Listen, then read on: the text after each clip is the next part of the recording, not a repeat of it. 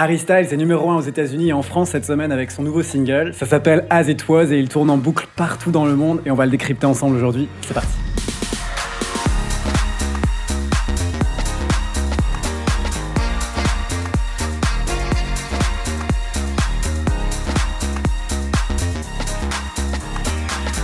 Bonjour à tous, bon retour sur ma chaîne ou bienvenue si vous êtes nouveau par ici. Je m'appelle Popsly et on se retrouve chaque semaine sur YouTube pour décrypter ensemble les plus grands classiques de la pop music et les artistes qui font son histoire. Ainsi, j'étais obligé de revenir sur le tube de ce printemps, As It Was de Harry Styles.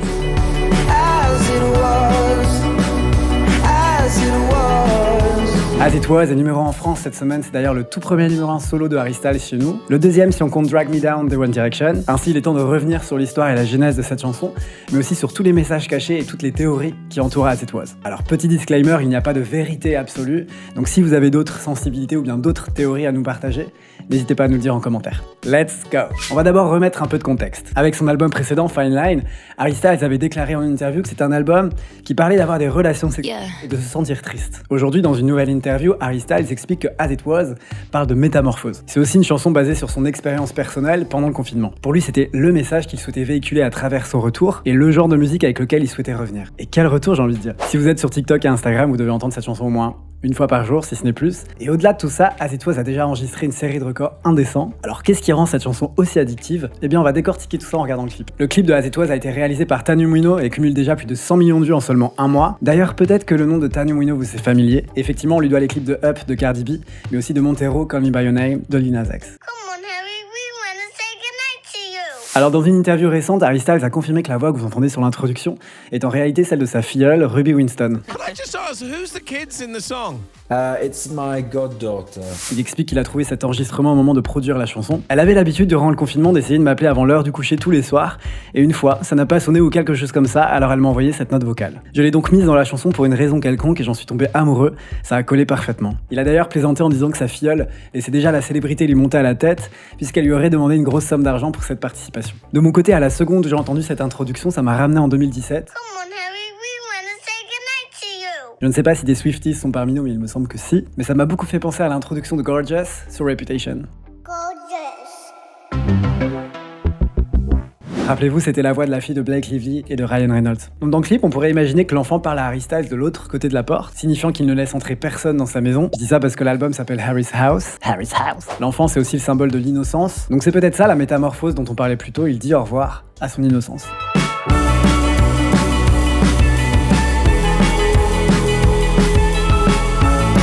Waouh, cette gueule. Je peux pas m'empêcher de voir Mick Jagger en fait. J'adore aussi la loupe principale de cette chanson, j'imagine que c'est du synthé. Ça donne une ambiance très nostalgique à la chanson. Ce qui du coup peut faire potentiellement écho au titre de la chanson As It Was, comme c'était avant.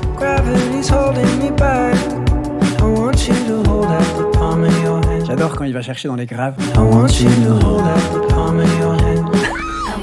Harry Styles chante à propos du fait de se sentir retenu, bloqué, enraciné dans un endroit et cherche à ce que quelqu'un lui tende la main pour lui venir en aide. À savoir, une fois de plus, que cette chanson a été inspirée de son expérience durant le confinement. Donc je trouve que cette image de lui qui marche en arrière met bien en exergue justement le concept d'isolement, de la solitude et de la déconnexion qu'on a pu vivre durant ces quelques mois de confinement. Gravity's holding me back, la gravité lui joue des tours, il ne peut plus avancer.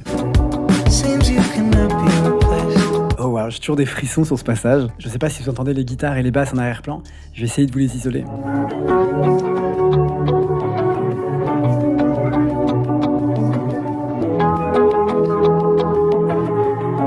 Et bref, au niveau du clip, là, tout s'enchaîne très rapidement, il y a beaucoup de choses à analyser.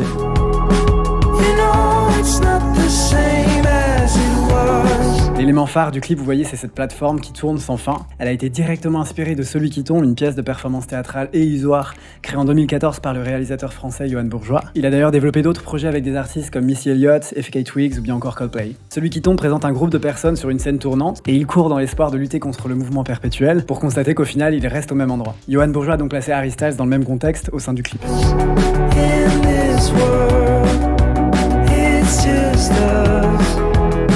As It Was, c'est clairement l'une des chansons les plus intenses en émotion de tout son répertoire. Sa voix est douce, sans effort et poignante à la fois. J'adore le pré-refrain avec toutes les harmonies. In this world, it's just us.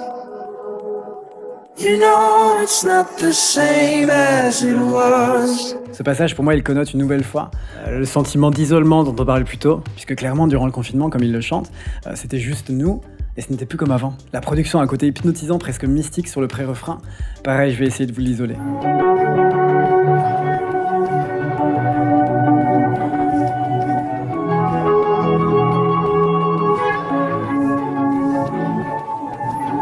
Chaque fois qu'il embrasse la femme ou qu'il la serre dans ses bras, ça ne dure jamais plus d'une seconde en réalité. On voit qu'il continue à tourner encore et encore jusqu'à ce qu'elle finisse par s'éclipser. Je crois même qu'elle tombe en réalité. D'ailleurs, de nombreuses théories ont fait surface sur les réseaux sociaux, et j'aime beaucoup la suivante. Le fait que Harry Styles soit en rouge et la femme en bleu serait en réalité une référence au célèbre dilemme de la pilule rouge et de la pilule bleue dans Matrix, sorti en 1999. You take the blue pill, the story ends, you wake up in your bed and believe whatever you want to believe. You take the red pill, you stay in Wonderland, and I show you how deep the rabbit hole goes. L'idée étant qu'on accepte l'ignorance et la sécurité en avalant la pilule bleue, mais qu'on entre dans la vérité et l'inconnu en prenant la pilule rouge. Vous verrez plus tard qu'il y a aussi des allusions aux pilules au niveau des paroles. La question du coup, c'est à quelle vérité Harry Styles s'est-il confronté ? Ici, la mention du téléphone semble être une référence directe aux appels téléphoniques nocturnes qu'il entretenait avec sa filleule dont on parlait plus tôt. Et à l'image, sur la transition, on voit qu'il cherche un contact qui semble une nouvelle fois impossible dû au jeu de la gravité.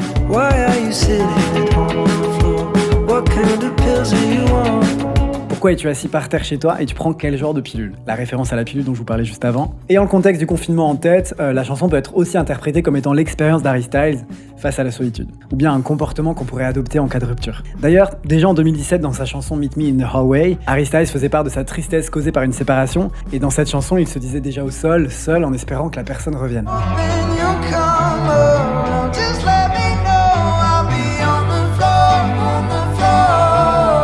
D'ailleurs, les pilules qui sont mentionnées dans As It Was me rappellent également les premières lignes de Meet Me in the Hallway.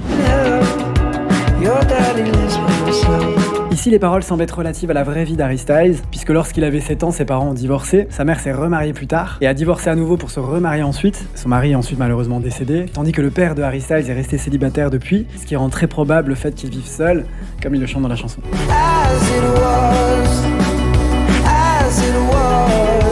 C'est fou puisque la partie instrumentale est nettement plus gaie que les paroles qui sont beaucoup plus introspectives, voire tristes à certains passages. On est une nouvelle fois sur de la synth-pop inspirée des années 80, et j'adore la pop des années 80, et clairement ici on pourrait dire que ça sonne As It Was. A noter que Harry Styles a écrit As It Was avec Kid Harpoon et Tyler Johnson, un duo qui avait produit 10 des 12 chansons de Fine Line, dont les tubes Lights Up, Watermelon Sugar et Adore You. Watermelon Sugar étant ma favorite. D'ailleurs, je vous invite à voir ma vidéo sur les messages très hot qui sont cachés dans cette chanson. Alors s'agit-il d'une ode au contact humain comme il le précise au début du clip, ou bien d'un hymne à la pastèque ?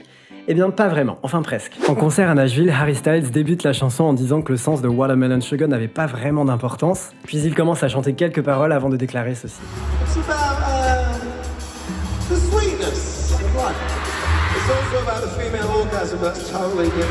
Je vous la mets juste je sais jamais. Ici ? Non, ici. Allez, on passe au pont de la chanson.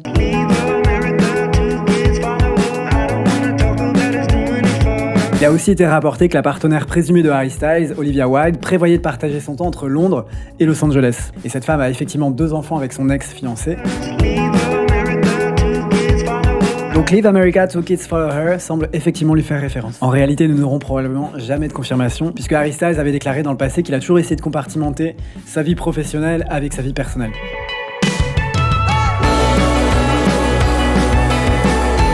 L'outro est dingue, enfin la chanson est dingue bien que très courte. Je pense que c'est voulu, c'est très streaming friendly, et puis cela lui donne une replay value très conséquente, ce qui explique aussi ses chiffres incroyables en streaming. D'ailleurs je me permets de m'incruster dans cette vidéo puisque pour fêter l'arrivée imminente de Harry's House, j'avais envie de vous offrir le vinyle de l'album.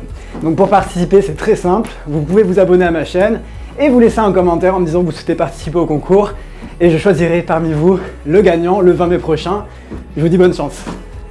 Autre chose que j'ai pu noter, c'est que si on regarde le clip de As It Was à l'envers, ça semble être une toute autre histoire. Je n'ai pas approfondi cette théorie et je ne sais pas si c'est voulu par la réalisatrice, mais j'ai trouvé ça intriguant. À la fin du clip, Harry Styles passe une entrée qui le séparait de l'endroit où il était en amont. D'ailleurs, il les laisse ouvertes avec un grand sourire, comme s'il nous invitait à le suivre. As It Was sort presque exactement 5 ans après le début de sa carrière solo, puisque rappelez-vous, le 7 avril 2017, il sortait Sign of the Times.